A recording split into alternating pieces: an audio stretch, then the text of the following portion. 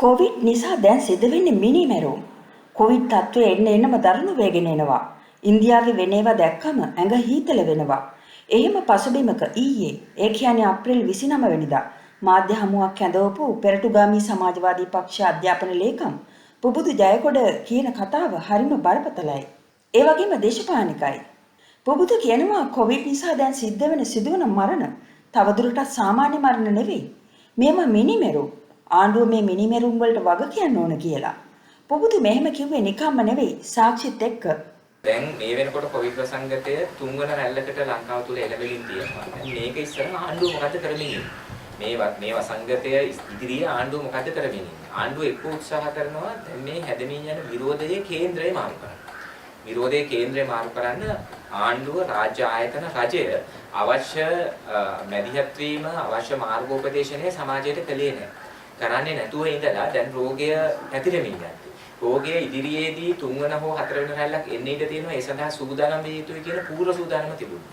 ඒ මොකක්වත් නැතුව ඉඳලා දැන් එක්කෝ වෘත්තික ආයතන මත මේ වැරද්ද පටවන්න යනවා.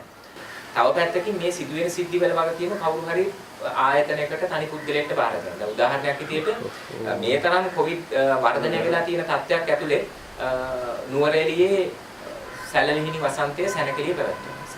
ඒ සැලලිහිණි වසන්තයේ සැනකෙළියේ මහා පරිමාණයෙන් සෙනග එකතු වෙලා හිටියා 100 ගණන් දහස් ගණන් මිනිස්සු එකේ පොර කෑවා.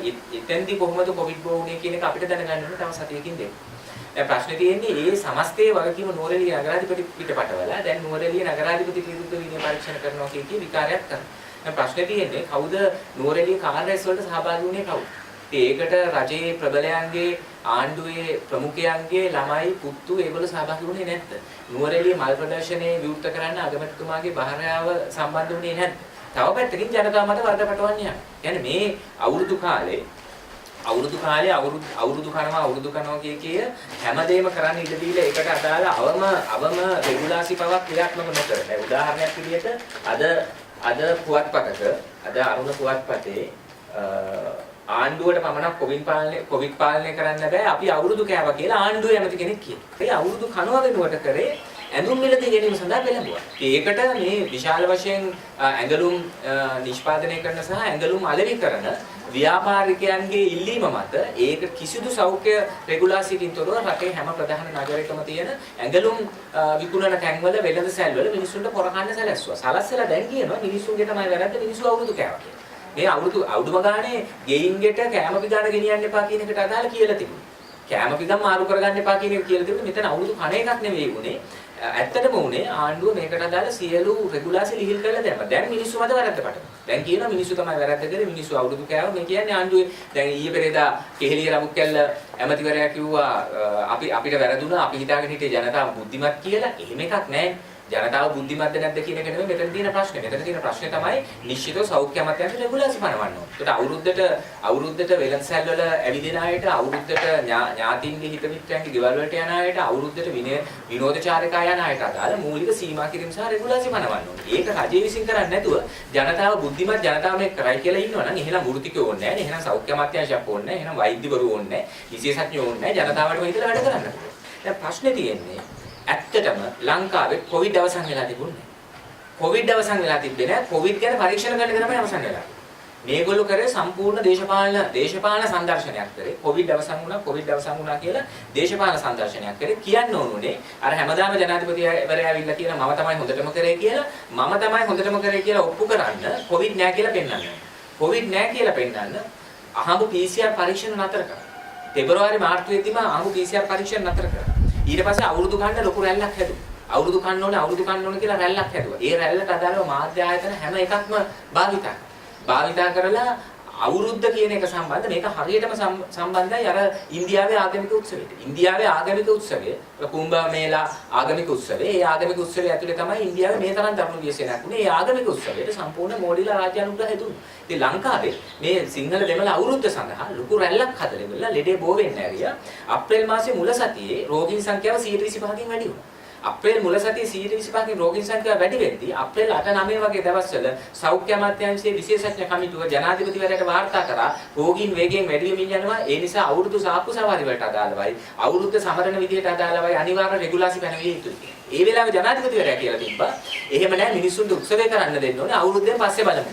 ඒ නිසා ඒකට අදාළ අවම රෙගුලාසිය. අදුම ගානේ රෙදිපිලි විකුණන ඇඟලුම් විකුණන වෙළඳ සැලක් ඇතුලේ එකවරකට නැදී සිටිය හැක්කේ කී දෙනෙකුට. ඉන්න අය අතර පරතරේ තියාගන්නේ කොහොමද කියන අවම දේවල්. එහෙම රෙගුලාසියක්වත් පනවන්න නැතුව අවුරුදු කාලේ ලෙඩේ බෝ වෙන්න ඉඩ ඇති ඇත්තටම ගත්තොත් එහෙම බුලත් දීලා කොවිඩ් ගෙන්නලා. ප්‍රශ්නේ තියෙන්නේ ගෙවිච්ච අවුරුද්ද ඇතුලේ මොකද කරන්නේ? අවුරුද්දක් ගියා.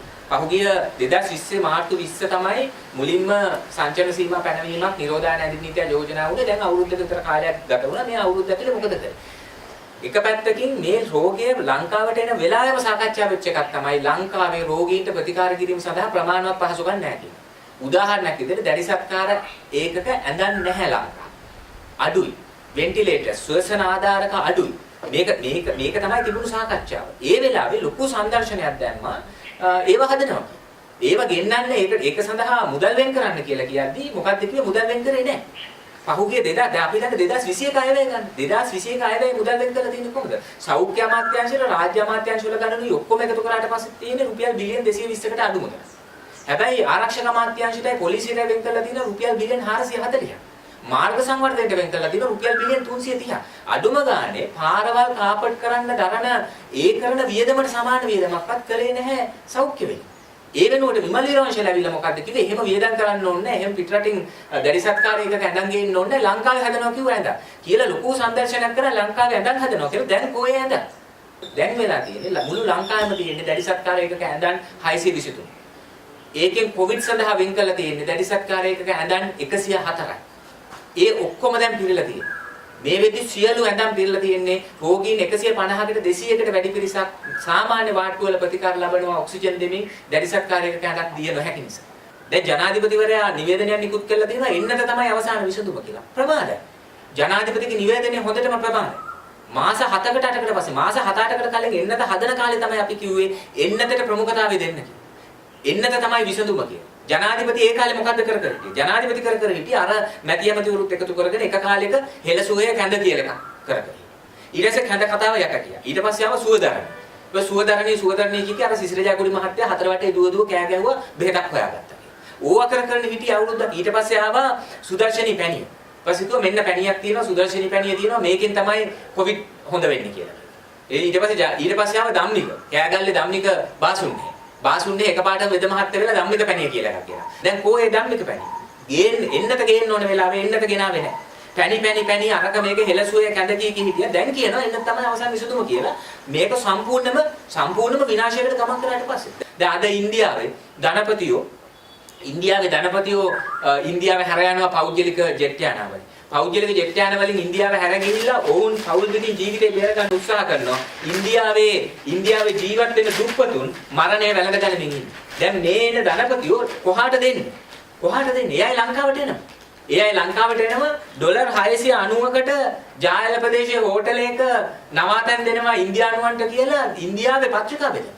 ඒක සම්බන්ධ අන්තර්ජාල ප්‍රචාරයක් කරනවා. ඒකට දැන් පහුගිය දවස්වල කෙහෙලි රඹුක්කල් අමාත්‍යවරයා කිව්වා ඉන්දියානු සංචාරකයන් ලංකාවට එන කතාව ඉන්දියාවෙන් පැනලා යන අය ලංකාවට එන කතාව අසත්‍යයක් කියලා. දැන් අද පුවත්පත් මොකද්ද මේ වාර්තා කළේ? අද අරුණ පුවත්පත් මොකද්ද මේ වාර්තා කළේ තියෙන්නේ? ශ්‍රී ලංකාව සහ ඉන්දියාව අතර ගුවන් ගමන් අත්විඳුවමුකුත් නැහැ. ශ්‍රී ලංකාවේ සිට ඉන්දියාවට සංචාරකයෝ ගෙන්න ගන්නවා. ඉන්දියාවෙන් එන සංචාරකයන්ට ඉඩ දෙන්න කියලා ඉන්දියානු ආණ්ඩුව ඉල්ලීමක් කළා තියෙනවා. ඒ ඉල්ලීමට අනුව නවදිල්ලියේ චෙන්නයි සහ බැංගලෝර සිට මගී ගුවන් යානා ලංකාවට පැමිණෙනවා. පෞද්ගලික ගුවන් යානා සහ ඉන්දියන් සංචාරකයන්ට යාපනයේ පළාලි ගුවන්තොටුපළ හරහා ගමන් කිරීමට අවසර දෙනවා කියලා විදේශ කටයුතු අමාත්‍යාංශය ප්‍රකාශකෙන් පත්තරයක කියලා තියෙනවා. මේ කියලා තියෙනවා. ඒකට දැන් ඉන්දියානු වෛරසය දැන් කලිනුත් යුක්රේන සංචාරකයෝ ගෙනවා කිය අර ජාත්‍යන්තර පොලිසියෙන් රතු අරන්තු අරන් තියෙන උදයන්ග වීරතුංග කියලා හොරෙක් මැදිහත් වෙලා මෙතන ඩෙඟාවක් නැහැ. දැන් ඉන්දියන් සංචාරකයෝ කියේ ඉන්දියාවේ වෛරසය ලංකාවට ආවොත් දැන් වග කියනවාද මේගොල්ලෝ? ආණ්ඩුව මේකට වග කියනවා. මේ සිදුවන මරණ මේවා තවදුරටත් මරණ ලෙස සලකන්න පුළුවන්ද? මේවා මිනිනෙරු. තත්ත්වය ඒ තරම්ම දරුණු නිසා ආණ්ඩුව හෝ ආණ්ඩුවේ බලධාරීන්ගේ වැඩගෙන බලාපොරොත්තු නොතියා සෞඛ්‍ය ආරක්ෂණ පිළිවෙත අකුරටම පිළිපදින්න කියලා එපුබුදු කියන්නේ. නිසා අපි ජනතාවගෙන් ඉල්ලනවා මේක ඉස්සරහා කිසිදු ආරක්ෂාවක් රජයෙන් සැපෙන්නේ නැහැ. නිසා අපි ජනතාවගෙන් ඉල්ලනවා පරිස්සම් වෙන්න. කොවිඩ් වලින් ආරක්ෂා වෙන්න. කොවිඩ් පැතිරෙන ව්‍යාප්තිය වැළැක්වීම සඳහා දේශපාලන පක්ෂයක් ලෙස අපිට කළ හැකි දේවල් අපි කරනවා. ඒ අතර අපි ජනතාවගෙන් ඉල්ලනවා පරිස්සම් වෙන්න. කිසිම මේ රජය හෝ ඒ වගේ ආයතන ගැන බලාපොරොත්තුවක් තියාගන්න එපා. අපිට එන්නත ලැබෙන්නේ නැහැ. එන්නත ලැබෙන්නේ නැහැ. අපිට එන්නත නොලැබී අපිට කොවිඩ් වැළඳෙනවා. කොවිඩ් වැළඳුනාට පස්සේ වෛද්‍ය ප්‍රතිකාර පවා නොමැතිව අපිට මැරෙන්න වෙනවා. ඒක කොවිඩ් මර්ධනයේ බාර රාජ්‍ය ඇමතිනිය කියනවා ඉන්දියාවේ වගේ මහා විනාශයක් මේ වෙන්න නියමිතයි. ඒක වෙන්න නියමිතයි. ඊට පස්සේ ජීවිතුන් අතර ඉන්න අයගෙන් අපි ඉල්ලනවා අපි කොවිඩ් හැදිලා මැරුණාට පස්සේ මේව මරණ නෙවෙයි මේව මිනිමැරුම්. මේ මිනිමැරුම් සම්බන්ධ ජනතා අධිකරණයක පරීක්ෂණයක් කරන්න. පරීක්ෂණයක් කළා මේ මිනිමැරුම් වලට කවුද වක් කියන්න ඕන කියන එක පිළිබඳ අවම වශයෙන් ඊට පස්සේ හරි තීරණය කරන්න. ඊළඟ කාරණය තවත් බරපතලයි. ඒ තමයි මේ වෙනකොට අපේ රටේ රෝහල්වල දැඩි සත්කාර ඒකක උපරිම ධාරිතාවට ළඟා වෙලා කියලා වෛද්‍යවරුන් කරන ප්‍රකාශ. රජීය වෛද්‍ය නිලධාරීන්ගේ සංගමයේ සහකාර ලේකම් වෛද්‍ය සමන්ත ආනන්ද BBC සිංහල සේවයට කිව්වේ ශ්‍රී ලංකාවේ රෝහල් පද්ධතිය තුල ඇති දැඩි සත්කාර ඒකක මේ වන විට උපරිම ධාරිතාවට ළඟා වෙලා කියලයි. ඒ වගේම දැඩි සත්කාර ඒකකවල ඇති අංගන් සංඛ්‍යාව 600ත් 700ත් අතර අගයක තියෙන්නේ. කොවිඩ් රෝගීන් වගේම වෙනත් රෝගීනුත් ඒ දැඩි සත්කාර ඒකකවලම තමයි ප්‍රතිකාර ලබන්නේ. වඩාත් අවාසනාවන්ත පුවතක් විදිහට දැඩි සත්කාර ඒකකයක ඇඳක් සොයා ගැනීමට නොහැකි වීම නිසා මාවනැල්ල රෝහලේ කොවිඩ් රෝගීන් සඳහා වෙන් කළ වාට්ටුව බාර වෛද්‍යවරයාගේ සහෝදරයෙකු මිය යෑමේ සිදුවීමක් අප්‍රේල් 25 වෙනිදා වාර්තා වුණා. මේ අතරේ ප්‍රාථමික සෞඛ්‍ය සේවා වසංගත රෝග හා කොවිඩ් රෝග පාලන කටයුතු රාජ්‍ය ඇමතිනි විශේෂඥ වෛද්‍ය සුදර්ශනී ප්‍රනාන්දු පුල්ල කියන්නේ කොවිඩ් පාර රෝගීන් සඳහා ඇඳන් 130 ගණනක් වෙන් කර ඇති අතර දැනට පවතින අඩුපාඩු සකස් කිරීමට විශේෂ අවධානයක් යොමු කර ක්‍රියා කරන බවයි. ලංකාවේ කොරෝනා වෛරසය ආසාදනය වූවන් ප්‍රමාණය එන්නම වැඩි වෙනවා. සමහරු ආණ්ඩුවට බනිනවා. තවත් සමහරු අවුරුදු නැකතට බනිනවා. දේශපාලඥයින් ජනතාවට බනිනවා. ඔය අතරේ ශ්‍රී ජයවර්ධනපුර විශ්වවිද්‍යාලයේ පර්යේෂකයන් හඳුනාගෙන තියෙනවා මේ දිනවල ශ්‍රී ලංකාවේ ඉතා වේගයෙන් පැතිරී යන කොරෝනා වෛරසය එංගලන්තයේ දක්නට ලැබෙන B117 ප්‍රභේදය බවට. විශේෂඥයින් කියන විදිහට කොරෝනා වෛරසයේ සාමාන්‍ය ප්‍රභේදයට වඩා එමගින් මරණ සිදුවීම 55% දක්වා ඉහළ අගයක තියෙනවා. ඒ වගේම කෙනෙකුගෙන් තවත් අයෙකුට බෝවීමේ හැකියාවද සාමාන්‍ය ප්‍රභේදයට වඩා 50% දක්වා වැඩි බව ශ්‍රී ජයවර්ධනපුර විශ්වවිද්‍යාලයේ පර්යේෂකයන් පවසනවා. පවතින කොරෝනා ව්‍යාප්තිය හමුවේ ආසාදිතයින් සඳහා මෙරට රෝහල්වල ඉඩ පහසුකම් නොමැතුව හොත් ඊට අවශ්‍ය පියවර ගන්නා බව යුද හමුදාපති ජෙනරල් ශවේන්ද්‍ර සිල්වා පවසනවා. මාධ්‍ය ආයතනවල ප්‍රවෘත්ති ප්‍රධානීන් සමග අද පැවති සාකච්ඡාවකදී යුද හමුදාපතිවරයා සඳහන් කළේ මේ වන විටත් ප්‍රතිකාර කටයුතු කිරීම සඳහා හෝටල් කිහිපයක් සකස් කරමින් නැති බවයි.